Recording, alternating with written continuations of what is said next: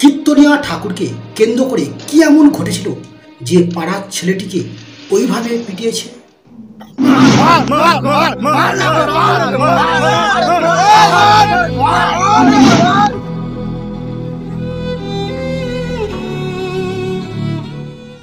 কৃষ্ণ হচ্ছে অসুর, কোনো ভগবান নয়।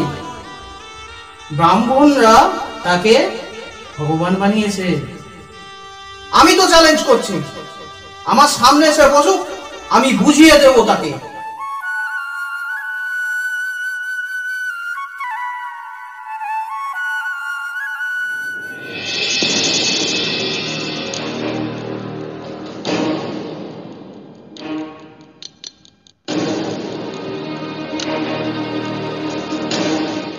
যা হোক, সবাই ভালো আছো। এই বছরের প্রথম আমি সেক্রেটারি দায়িত্ব পেলাম। তাই এই বছরের যে আমরা গ্রামের ঐতিহ্য মহোৎসব, সেটা হবে ধুমধামের সহিত। অন্য সব গ্রামের তুলনায় হবে সেরা। তার জন্য যত টাকা বাজেট হোক তত টাকাই করা হবে। হ্যাঁ দাদা, দাদা যত পারে করুক, দেবো। তাই এবারে ভেবেছি কীর্তনিয়া ঠাকুরকেই নিয়ে আসা হবে, এখন ওনারই বাজার। হ্যাঁ দাদা, বটকৃষ্ণ ঠাকুরকে নিয়ে এলে একদম ফাটিয়ে দেব। উনি এলে না, আমাদের অনুষ্ঠানে আর লোক ধরানোই যাবে না। হ্যাঁ দাদা, বটকৃষ্ণকেই চাই। হ্যাঁ দাদা, ঠাকুরকেই চাই। হ্যাঁ দাদা, বটকৃষ্ণকেই চাই। দাদা, ওনাকে আনা ঠিক হবে না, আমার আপত্তি আছে। উনি কীর্তনটা করে কখন? যতক্ষণ থাকে সনাতন ধর্মের নিন্দা করে আর হিন্দু দেবদেবীদের অপমান করে। এই তো কিছুদিন আগে বাংলাদেশে দুর্গা মূর্তি ভেঙে দিল। যে মূর্তি নিজেকে নিজেই রক্ষা করতে পারে না, সে তোমাদের কি রক্ষা করবে? উনি কি করেন, কি বলেন, কি করতে চাইছেন, সেটা আমাদের দেখার বিষয় নয়। উনি এলে আমাদের আসরে প্রচুর লোক হবে, সেটাই বড় বিষয়। আপনার কাছে ধর্মের থেকে লোক জোগাড় করাটা আগে হয়ে গেল। আপনি জানেন ওই কীর্তনিয়াকে আনলে কত গরিব মানুষের উপর টাকার প্রেসার পড়বে? সাধারণ কীর্তনিয়ারা মাত্র 10-12 হাজার টাকা নেয়, আর ওনার রেট 60,000 টাকা। এর কোনো যুক্তি আছে? আসলে ওনার চাহিদা আছে বলেই উনি মানুষের ওপর জোর করে ব্ল্যাকমেল করেই টাকা নেয়। যার মধ্যে এত লোক, সে কিভাবে মানুষকে ভালো শিক্ষা দিতে পারে? সব থেকে বড় কথা, উনি অন্য সম্প্রদায়ের মানুষ, আর ওই সম্প্রদায় নিজেদের আলাদা ধর্ম বলে দাবি করে।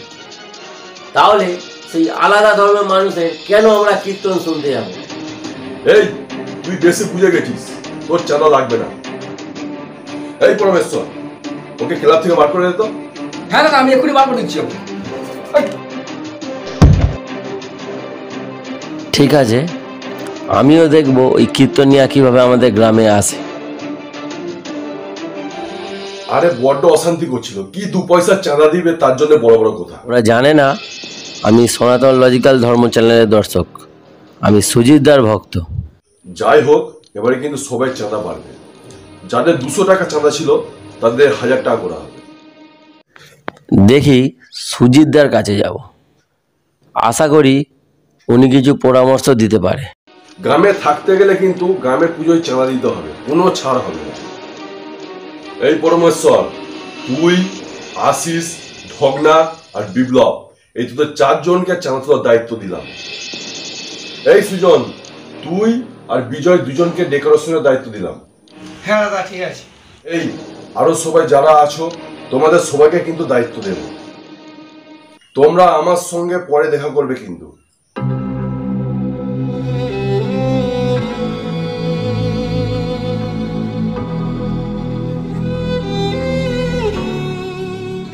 চশমাটা না কিনলে আমার দ্বারা আর সেলাই ফেলাই কিচ্ছু হবে না।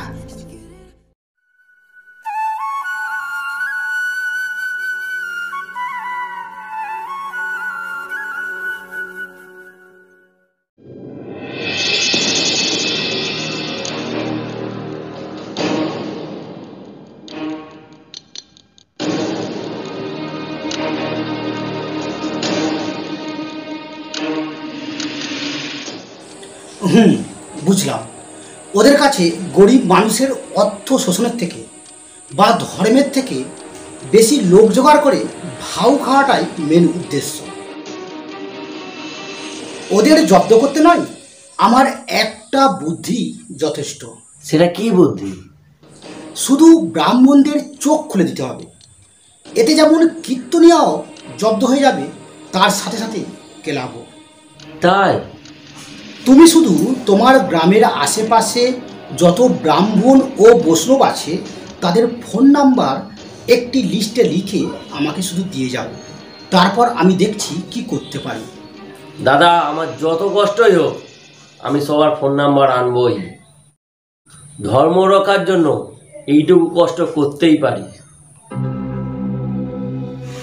জানলে অনেক পরিশ্রম করে এই 1000 টাকা জমিয়েছি, এটা তুমি রাখ।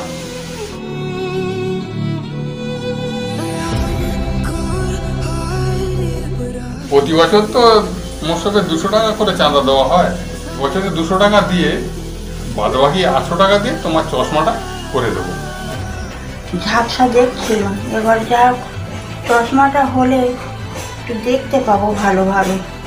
যাও, এবারে অনেক কষ্ট করে টাকাটা জোগাড় করতে পেরেছি।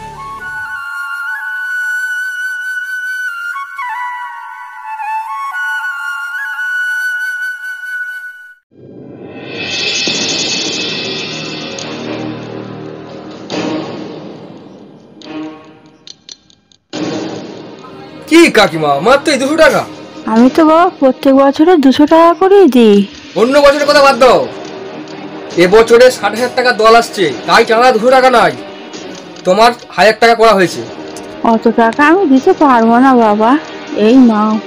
পারবো না বললে হবে না, আমরা কোনো কথা শুনতে চাই না, দিতেই হবে, নাহলে গ্রামে থাকতে দেবো না।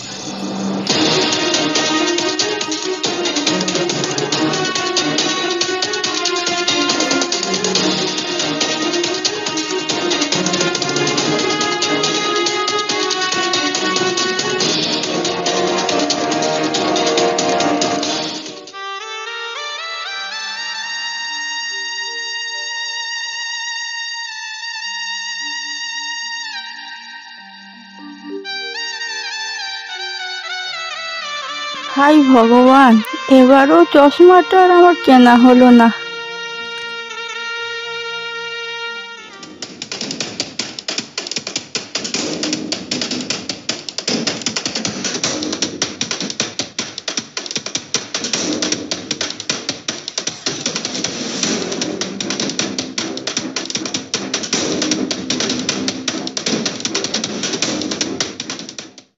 গীতায় ভগবান কৃষ্ণ বলছেন যে এই চতুর্বর্ণের যে ব্যবস্থা আমাদের সমাজে যে প্রচলন আছে, এই চতুর্বর্ণ সৃষ্টি হয়েছে কর্ম এবং গুণ দ্বারা।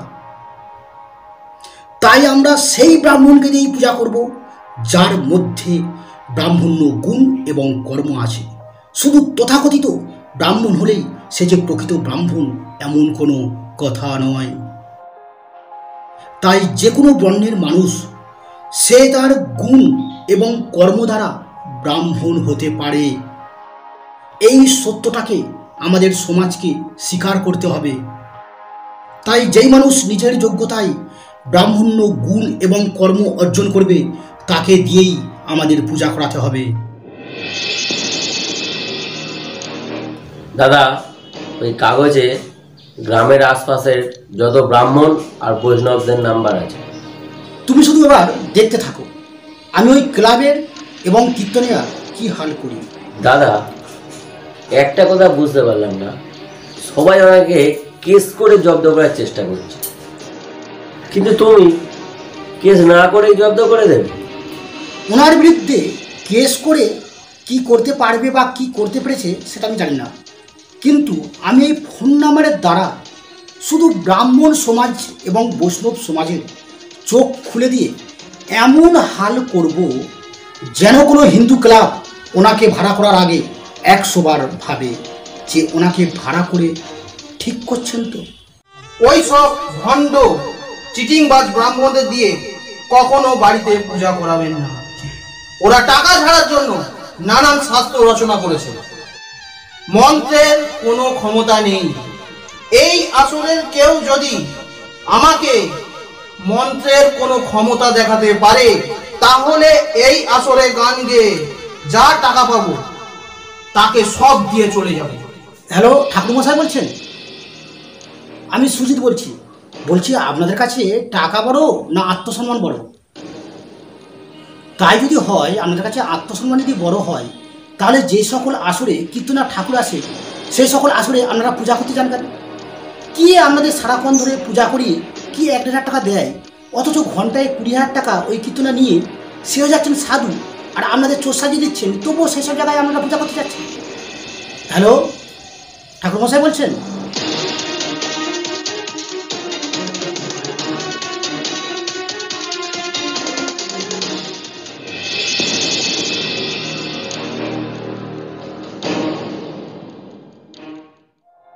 नम ब्रह्मण्य देवाय गो ब्राह्मण हिताय च जगद्धीताय कृष्णाय गोविंदाय नमो नमः। ओम नम पापहं पापो पाप कर्महं पापद्म पाप संभव। ঠাকুর মশাই, এবারে কিন্তু মৎস্যবের পূজাটা তোমাকেই করে দিতে হবে। মাফ করবেন, আমি আপনাদের মৎস্যবেতে পুজো করতে যেতে পারবো না। কেন? যেখানে কীর্তনিয়া ঠাকুর মশাই আসছে আমি সেখানে আমি যেতে পারবো না। উনি তো নিজেই বলেন যে মন্ত্রের কোনো শক্তি নেই, আমরা নাকি ভণ্ডামি করছি। তাহলে আপনি কিসের জন্য এসছেন আমাকে ডাকতে? মনে হচ্ছে টাকাটা বাড়িয়ে দিতে হবে। আরে টাকা কি কম দিচ্ছি বলে অসুবিধা আছে? 1,500 টাকার জায়গায় 3,000 টাকা দেবো। হ্যাঁ, হতে পারি আমি গরিব, কিন্তু আমি লোভী না। 50 লাখ টাকা দিলেও আমি যাব না। যেই আসরে আপনি পুজো করতে নিয়ে যাবেন বলছেন, সেই আসরেই রাত্রেবেলা হাজার হাজার টাকা খরচা করে ওই ঠাকুর কীর্তনিয়াকে নিয়ে এসে সেই আসরে আমাদের অসম্মান করাবেন, সেই আসরে আমাদেরকে পূজা করতে ডাকছেন। উনি এলে কি অন্য জায়গায় অন্যমান পুজো করে না? আমি মনে করি সে যদি প্রকৃত ব্রাহ্মণ হয়, তার যদি আত্মসম্মান বোধ থাকে, তাহলে সে কখনো ওই জায়গায় যাবে না। আমাকে ক্ষমা করুন, আমি যাব না। আপনারা সবাই বলুন তো, আপনাদের যদি কারো শরীর খারাপ হয়, মাটির মূর্তি এসে কি আপনাদের জিজ্ঞাসা করবে যে কি হয়েছে? সবার বাবা মা এসেই জিজ্ঞাসা করবে যে তোর কি হয়েছে। সেই জন্য বাবা মাই আসল ভগবান। মৃত্যুঞ্জয় ব্রাহ্মণ আসবে না বলেছে তো, থাক, ওনাকে আর ডাকতে হবে না। এবার অন্য কোনো ব্রাহ্মণ নিয়ে এসে আমরা পূজা করাবো। আরো যেসব অন্য ব্রাহ্মণগুলো আছে কালকেই তাদের কাছে যা, যে আসতে চাইবে তাকেই ফাইনাল করবে।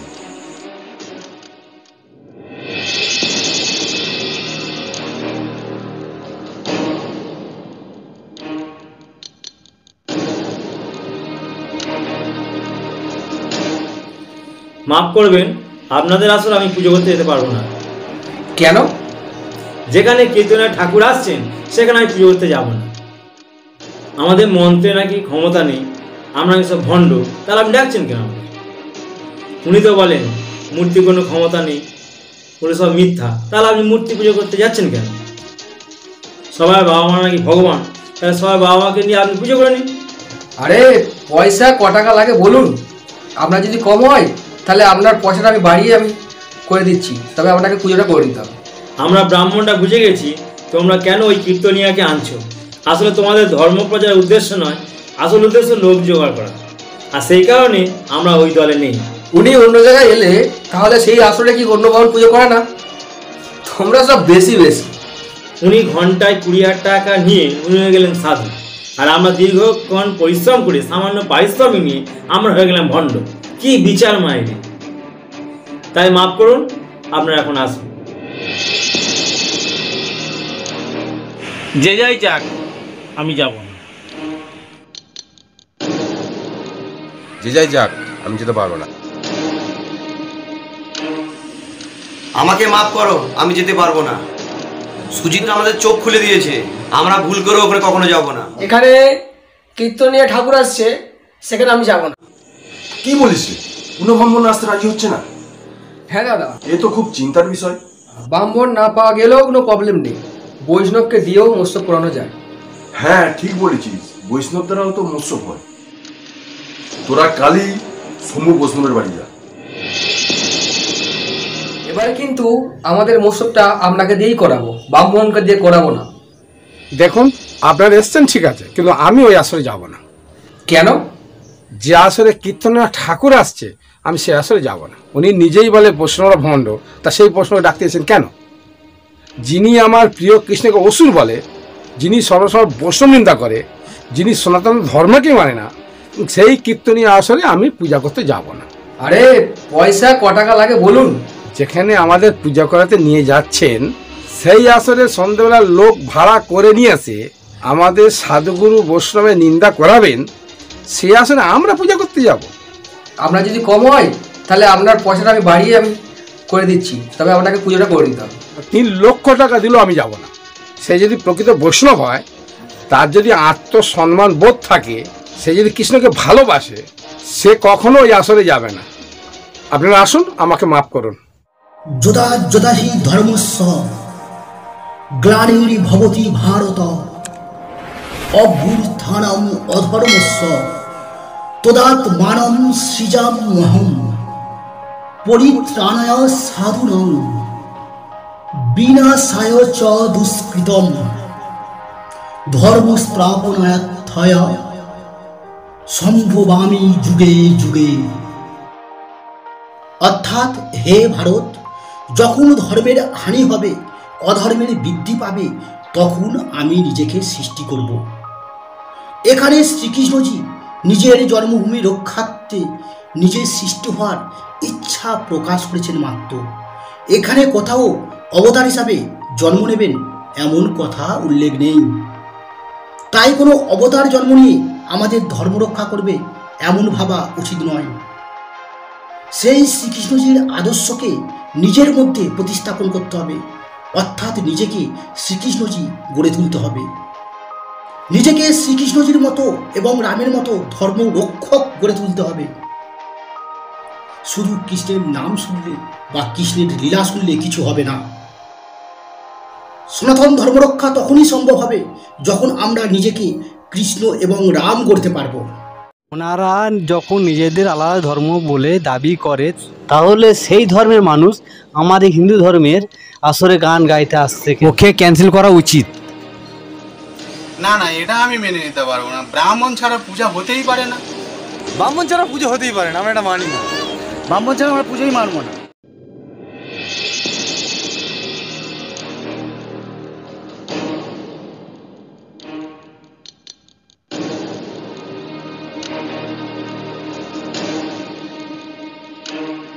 ব্রাহ্মণ ছাড়া পুজো মানবো না।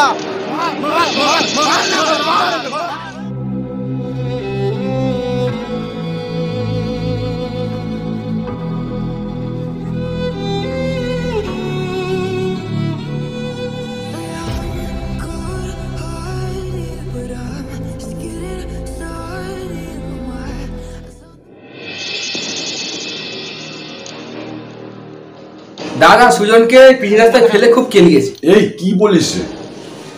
ও শুধু বলেছিল ব্রাহ্মণ না আসে না আসো, পুজো আমরাই করে দেবো, তবু কীর্তন আর ঠাকুরকে ক্যান্সেল করা যাবে না। এই কথা শোনাতেই তারপর পাড়ার লোক একজোট হয়ে পিচ রাস্তায় ফেলে কি কেলালো। এই তাহলে কি পাড়ার লোক সব থেমে গেছে? এখন তো পিঠ বাঁচানো দায়। এই আমাদের আগে ব্রাহ্মণদের পূজা করার ব্যবস্থা কিন্তু করতে হবে, তাতে কীর্তনীয় ঠাকুর ক্যান্সেল হয় হোক।